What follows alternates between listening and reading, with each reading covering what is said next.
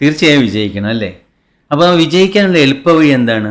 നമ്മുടെ sub conscious മൈൻഡിനെ ശരിയായ രീതിയിൽ പ്രോഗ്രാം ചെയ്യുകയാണെങ്കിൽ നമ്മൾ ആഗ്രഹിച്ചത് എന്തും നേടിയെടുക്കാൻ പറ്റും എന്നുള്ള കാര്യത്തിൽ യാതൊരു സംശയവുമില്ല. നമുക്ക് അറിയുന്ന കാര്യമാണിത്. അപ്പോൾ ഈ സബ് കോൺഷ്യസ് മൈൻഡിനെ എങ്ങനെയാണ് എളുപ്പത്തിൽ പ്രോഗ്രാം ചെയ്യുക? അത് പഠിച്ചെടുത്താൽ പിന്നെ യാതൊരു ബുദ്ധിമുട്ടും ഉണ്ടാവില്ലല്ലോ നമ്മുടെ ജീവിതത്തിൽ, അല്ലേ?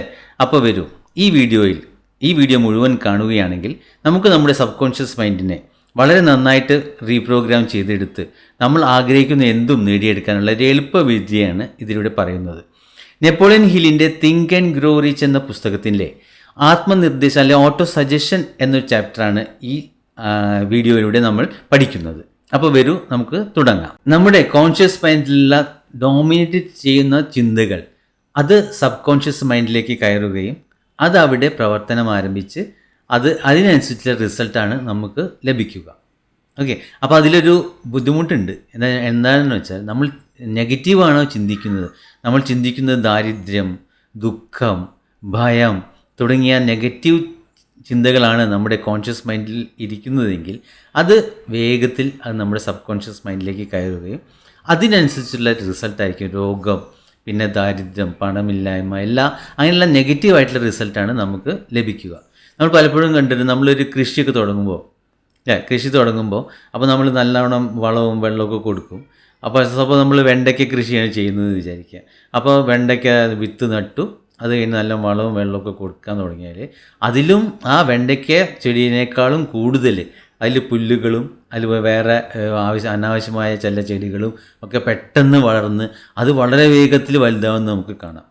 അതുപോലെ തന്നെയാണ് നെഗറ്റീവായ ചിന്തകളാണ് നമ്മളെ കോൺഷ്യസ് മൈൻഡിലുള്ളത് എങ്കിൽ അത് പെട്ടെന്ന് വളർന്ന് വലുതായി സബ് കോൺഷ്യസ് മൈൻഡിലേക്ക് അത് കയറി അത് പിന്നെ അതിനനുസരിച്ചുള്ള റിസൾട്ടാണ് നമുക്ക് തരിക. അപ്പോൾ അതുകൊണ്ട് സബ് കോൺഷ്യസ് മൈൻഡിനെ നമുക്ക് ഉപയോഗിക്കുമ്പോൾ എപ്പോഴും വളരെ ശ്രദ്ധിച്ച് ഉപയോഗിക്കേണ്ട ഒരു സാധനമാണത്. അതുകൊണ്ട് നമ്മളെ ചിന്തകൾ എപ്പോഴും പോസിറ്റീവായിരിക്കുക. എപ്പോഴും നല്ല ചിന്തകളാണ് ഉള്ളത് എങ്കിൽ നമുക്ക് നല്ല റിസൾട്ടായിരിക്കും ലഭിക്കുക. ഇനി പലപ്പോഴും നമുക്കൊരു ബുദ്ധിമുട്ടാണ്, എങ്ങനെയാണ് നമ്മൾ നല്ല ചിന്തകളെ ഇതിനുള്ളിലേക്ക് കയറ്റുക? അതിനുള്ള ഒരു എളുപ്പ മാർഗ്ഗമാണ് ഓട്ടോ സജഷൻ അല്ലെങ്കിൽ സ്വയം നിർദ്ദേശം, ആത്മനിർദ്ദേശം എന്ന് പറയുന്നത്. അത് എങ്ങനെ ചെയ്യാമെന്ന് നമുക്ക് നോക്കാം. ഓട്ടോ സജഷൻ എന്നത് ഒരു ഏജൻസിയാണ്. ആ ഏജൻസി എന്താണ് ചെയ്യുന്നത്? നമ്മുടെ സബ് കോൺഷ്യസ് മൈൻഡിലേക്ക് ക്രിയേറ്റീവായിട്ടുള്ള അല്ലെങ്കിൽ കൺസ്ട്രക്റ്റീവായിട്ടുള്ള അല്ലെങ്കിൽ പോസിറ്റീവായിട്ടുള്ള തോട്ടുകളെ കടത്തിവിടാനുള്ള ഒരു ഏജൻസി ആയിട്ടാണ് നമ്മൾ ഓട്ടോ സജഷനെ നിർവചിക്കപ്പെട്ടിരിക്കുന്നത്.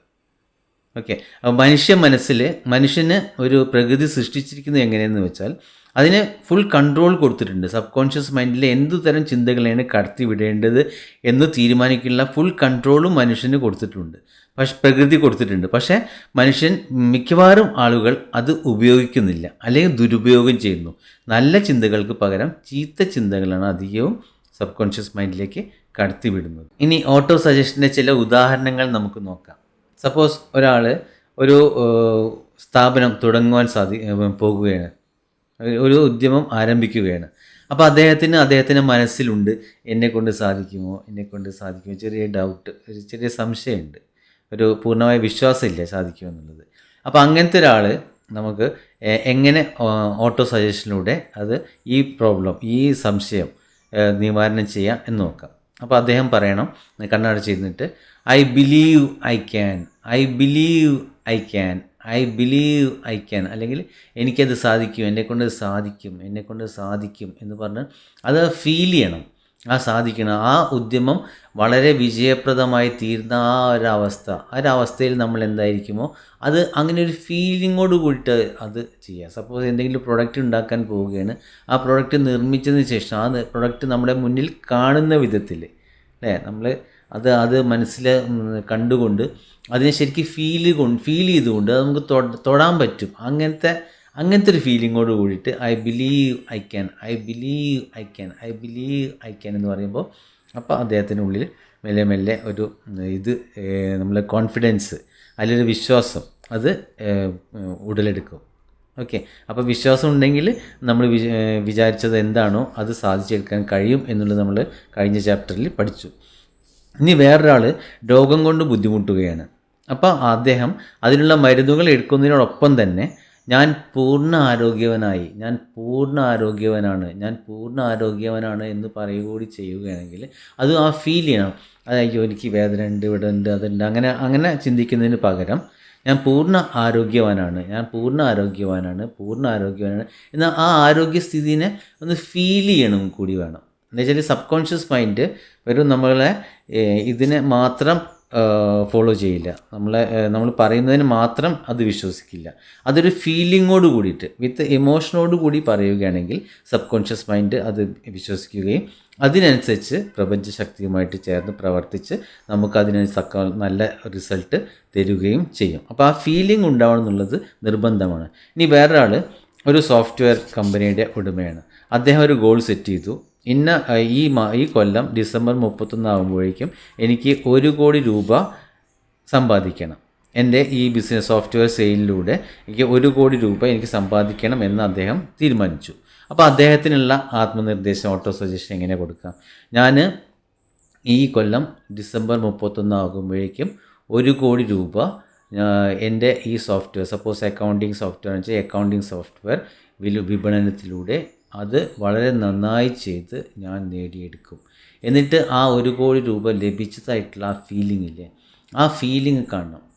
ഇനി അതിനോടൊപ്പം അയാൾ നല്ലൊരു കാറ് വാങ്ങി. അപ്പോൾ ആ കാറിൻ്റെ ഉള്ളിൽ കയറി ആ സ്റ്റിയറിങ്ങിൽ പിടിക്കുന്നു, അതിൻ്റെ ഡാഷ്ബോർഡ്, ആ കളർ എല്ലാം നമുക്ക് ഫീൽ ചെയ്തിട്ട് വിത്ത് ഇമോഷൻ, ഫുൾ ഇമോഷനോട് കൂടിയിട്ട് നമ്മൾ ചെയ്യുകയാണെങ്കിൽ അപ്പോൾ അത് നേടും എന്നുള്ളതിനാണ് മിക്കവാറും ആൾക്കാർക്ക്, എനിക്കും ആ എക്സ്പീരിയൻസ് ഉണ്ടായിട്ടുണ്ട്. ഞാൻ എക്സ്പീരിയൻസ് വളരെ വിപുലമായിട്ട് ഇപ്പോൾ ഈ ഘട്ടത്തിൽ പറയുന്നില്ല, അത് പിന്നീട് അവസരത്തിൽ ഞാനത് ഡീറ്റെയിൽ ആയിട്ട് പറയുന്നതായിരിക്കും എന്തൊക്കെ അനുഭവങ്ങളാണ് ഉണ്ടായിട്ടുള്ളത്.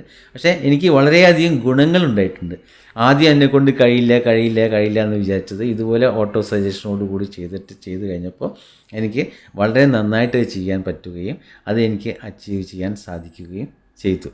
അപ്പോൾ ഇതിൽ ഈ കാര്യങ്ങൾ വളരെ വിശ്വസിച്ചുകൊണ്ട് നമ്മൾ പലപ്പോഴും എന്താ ഉണ്ടാവാറ് എന്ന് വെച്ചാൽ നമ്മൾ ഈ പറയുന്ന കാര്യങ്ങളൊന്നും വിശ്വസിക്കില്ല, ഇതൊക്കെ വെറും തട്ടിപ്പാണ്, തരികിടയാണ്, അങ്ങനെയുള്ളൊരു ഫീലിങ്ങോട് കൂടിയാണ് നമ്മൾ ഇരിക്കാറ്. പക്ഷേ അതിനെ അങ്ങനെ ഒരു അവിശ്വസിക്കാതെ ഇതൊക്കെ ചെയ്യുന്നത് കൊണ്ട് വളരെ ഗുണമുണ്ടെന്ന് വളരെ നന്നായിട്ട് വിശ്വസിച്ചുകൊണ്ട് ഇതിന് വലിയ ചിലവൊന്നും ഇല്ലേന്, എന്തെങ്കിലും ഒരു ഇൻവെസ്റ്റ്മെൻറ്റോ കാര്യങ്ങളോ ഒന്നും വരുന്നില്ല, ഇങ്ങനെയുള്ള വിശ്വാസം വളർത്തിയെടുക്കാൻ. അപ്പോൾ അത് വിശ്വസിച്ചുകൊണ്ട് വളരെ നന്നായിട്ട് ആത്മാർത്ഥമായി ചെയ്യുകയാണെങ്കിൽ ഏത് വിജയവും ഏത് ആഗ്രഹവും നമുക്ക് നേടിയെടുക്കാൻ പറ്റും എന്ന കാര്യത്തിൽ യാതൊരു സംശയവും വേണ്ട. അപ്പോൾ ഇന്ന് തന്നെ തുടങ്ങിക്കോളും. അപ്പോൾ അങ്ങനെ നമ്മൾ ഇതുവരെ ഈ തിങ്ക് ആൻഡ് ഗ്രോ റിച്ച് എന്ന ഈ പുസ്തകത്തിലെ ആദ്യം നമ്മൾ കണ്ടു തോട്ട്സ് ആർ തിങ്സ്, നമ്മൾ വിചാരിക്കുന്ന എന്തോ അത് ആയിത്തീരും എന്നത് കണ്ടു. രണ്ടാമത്തെ ചാപ്റ്ററിൽ ഡിസയറിൽ നമുക്ക് എന്തെങ്കിലും ആഗ്രഹമുണ്ടെങ്കിൽ അത് തീവ്രമായി ആഗ്രഹിക്കണം, അത് നേടിയേ അടങ്ങൂ എന്നുള്ള തീവ്രമായ ഒരു ആഗ്രഹം വേണം എന്നത് കണ്ടു. പിന്നെ അടുത്ത ചാപ്റ്ററിൽ ഫെയ്ത്ത്, ആ ആഗ്രഹിച്ച കാര്യം നമുക്ക് നേടിയെടുക്കാനുള്ള കഴിവുണ്ടെന്ന്, എല്ലാ വിധത്തിലുള്ള കഴിവും അറിവും തൻ്റെ ഇടവും എല്ലാം ഉണ്ടെന്ന് വിശ്വസിക്കുകയും നന്നായിട്ട് വിശ്വസിക്കുകയും ചെയ്തു. അപ്പോൾ ഫെയ്ത്ത് കഴിഞ്ഞു.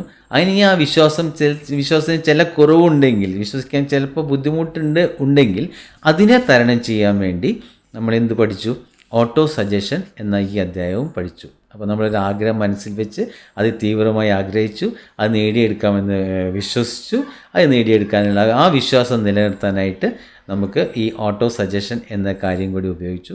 അപ്പോൾ നമ്മളെ യാത്ര തുടരുകയാണ്, നമ്മുടെ വിജയത്തിലേക്കുള്ള യാത്ര തുടരുകയാണ്. അപ്പോൾ അടുത്ത ഒരു ടോപ്പിക്കുമായിട്ട് അടുത്തൊരു അധ്യായത്തിൽ നമുക്ക് വീണ്ടും കാണാം. അപ്പോൾ സബ്സ്ക്രൈബ് ചെയ്തോളൂ, ഷെയർ ചെയ്തോളൂ. All the very best. Ravi. Thank you.